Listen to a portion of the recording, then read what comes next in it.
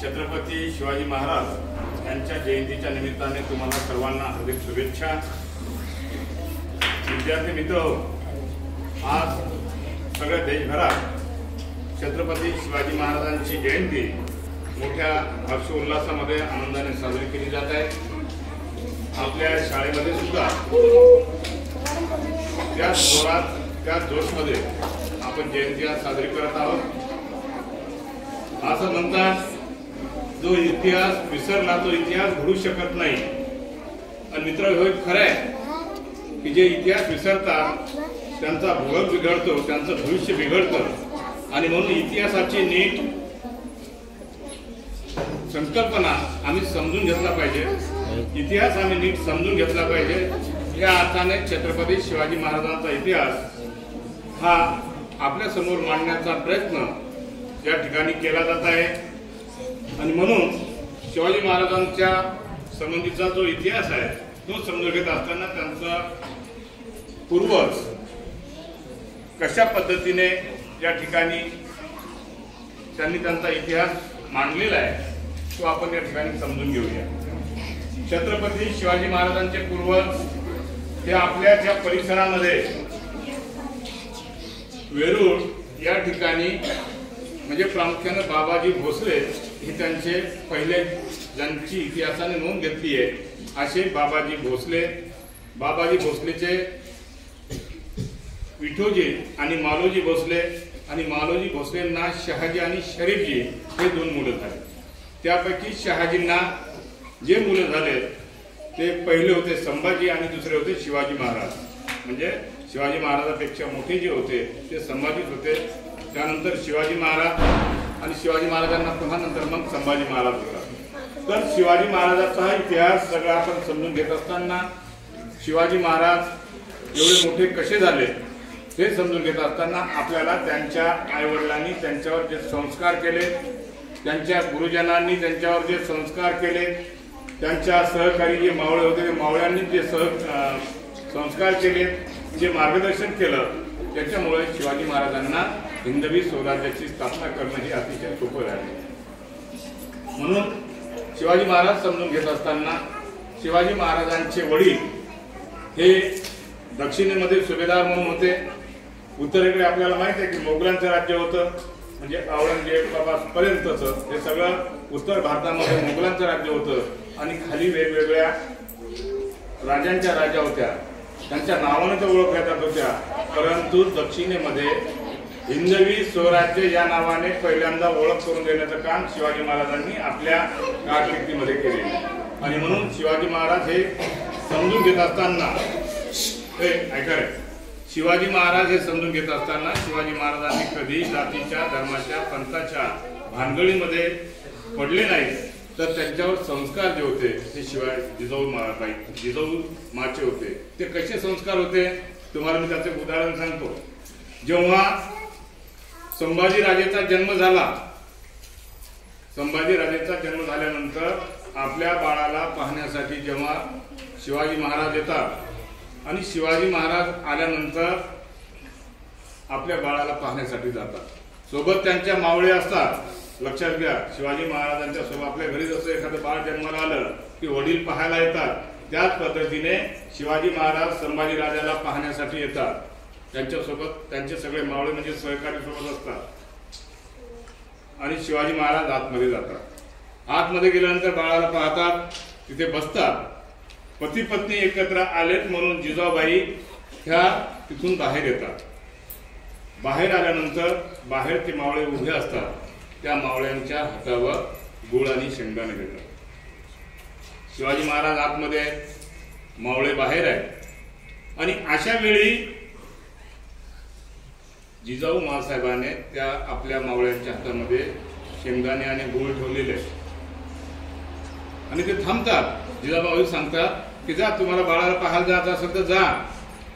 परंतु त्यावेळी ते जे मावळे असतात ते आपसात कुजबुजतात, जाऊ का नको, जाऊ का नको। त्याच्या चेहऱ्याकडे पाहत होते, त्याच्या चेहऱ्याकडे पाहतात। जिजाबाई म्हणतात की जा, तुम्हाला आज जाणं सांगितलं ना, तुम्हाला बाळाला पाहायला जायचं जा। परंतु त्यावेळी त्या ठिकाणी त्या राजवाड्यामध्ये जाण्याची हिंमत ते मावळे करत नाही। त्या आपसामध्ये कुजबूज करतात.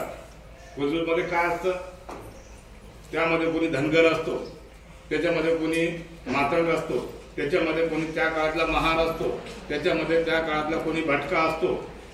ही लोक आपसामध्ये कुजबुजतात आणि जिजाऊ मला म्हणतात की आम्ही इथली रामोशी आहे, मी धनगर आहे, मी मांग आहे, मी राजवाड्यात कसा जातो. तेव्हा जिजाऊ म्हणतात की मी तुम्हाला तुमची जात विचारली नाही, मी तुम्हाला तुमची जात नाही विचारली, तुम्ही फक्त शिवरायांचे मावळे आहात आणि म्हणून बाळाला तुम्हाला पाहायला जायला सांगितलं, मी तुम्हाला जात विचारलेली नाही. म्हणजे हेच संस्कार जिजाऊ माचे शिवाजी महाराजांवर झाले. आणि म्हणून शिवाजी महाराजांनी फक्त आपल्याला इतिहास जो सांगितला जातो तो कोणता इतिहास सांगितला जातो, अफजल खानाचा वध केला, अफजल खानाचा कोथळा बाहेर काढला, शाहिस्ते खानाची बोटे छाटली, कल्याणच्या सुभेदाराची सून परत केली. म्हणजे अशा पद्धतीचा इतिहास आम्हाला सांगितला जातो. परंतु शिवाजी महाराजांचा हा जो इतिहास आहे, हा इतिहास मात्र आमच्या समोर आलेला नाही. शिवाजी महाराज आपल्या सैन्याला त्या काळामध्ये आदेश देत होते.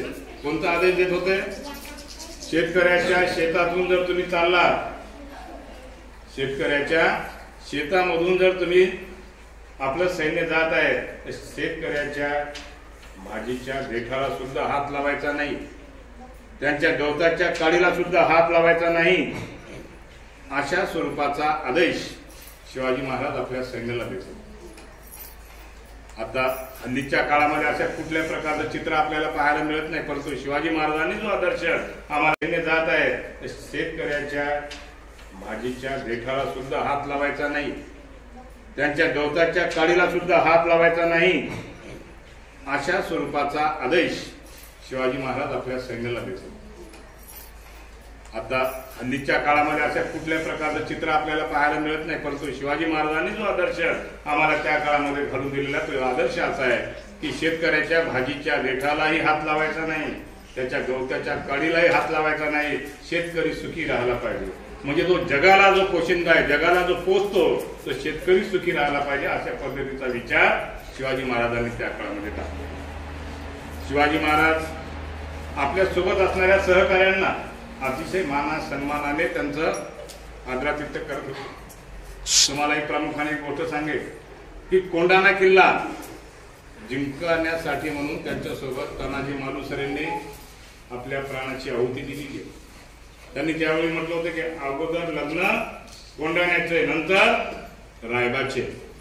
अशा स्वरूपाचा मंत्र दिल्यानंतर त्या ठिकाणी तानाजी मालुसरे हे आपलं बलिदान देतात.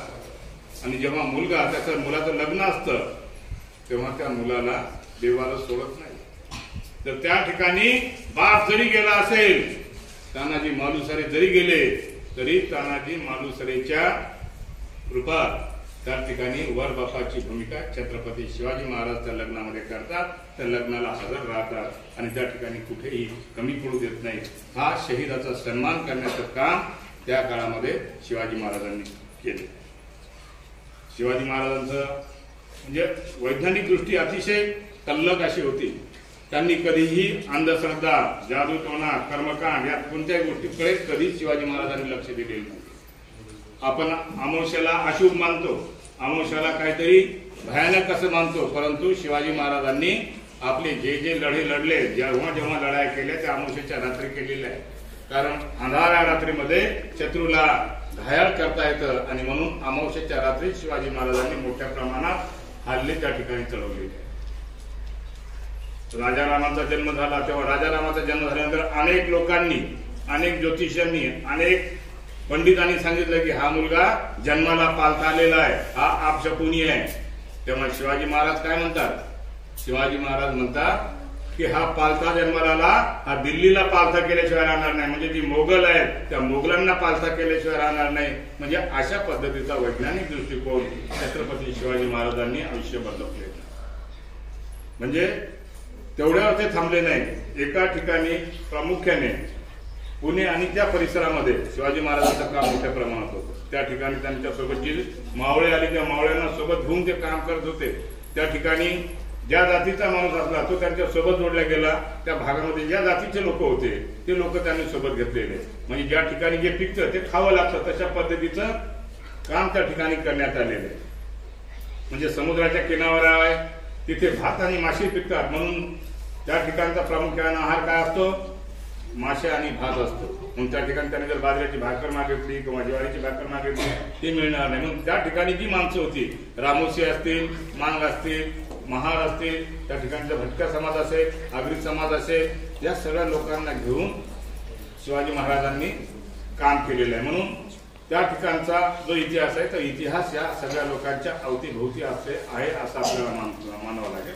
आणि म्हणून पुण्याच्या ठिकाणी जेव्हा एक पिंपरी चिंचवड एक गाव आहे आणि त्या चिंचवडला एक देव नावाचा एक खूप मोठा श्रीमंत माणूस होता.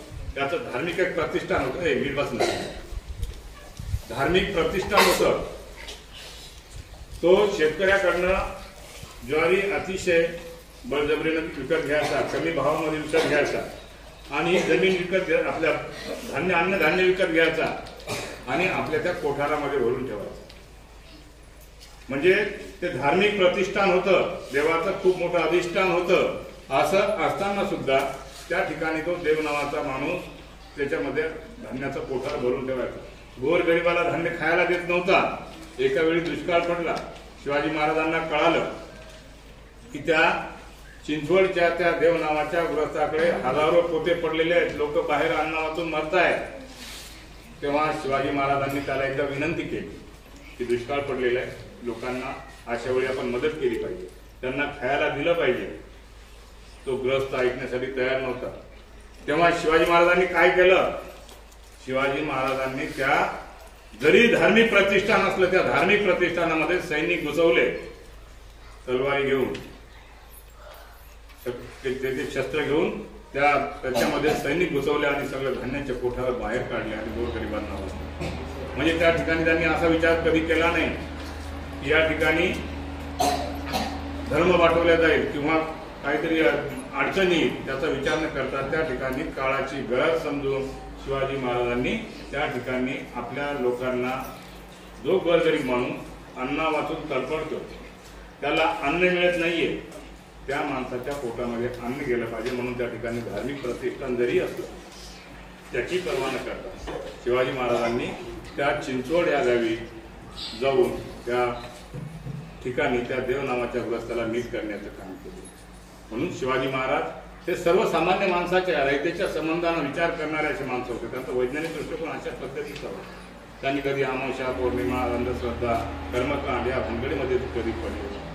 आणि म्हणून तोरणा किल्ला जेव्हा जिंकला, तोरणा किल्ला जिंकल्यानंतर अशाच पद्धतीची परिस्थिती पुन्हा निर्माण झाली होती. आणि त्यावेळी एका गृहस्थान म्हणजे सादिक खानाने सांगितलं की या किल्ल्याच्या ज्या ठिकाणी मूर्ती आहे त्या मूर्तीच्या खाली खजिना आहे. शिवाजी महाराजांचं मानसशास्त्र खूप पक्क होतं. मानसशास्त्र म्हणजे मनाचा अभ्यास करणारे शास्त्र. दुसऱ्याच्या मनात काय चाललंय हे समजून घेण्याचं जे शास्त्र आहे त्याला मानसशास्त्र असं म्हणतात. आणि ते शास्त्र त्यांचं अतिशय चांगलं होतं. त्यांनी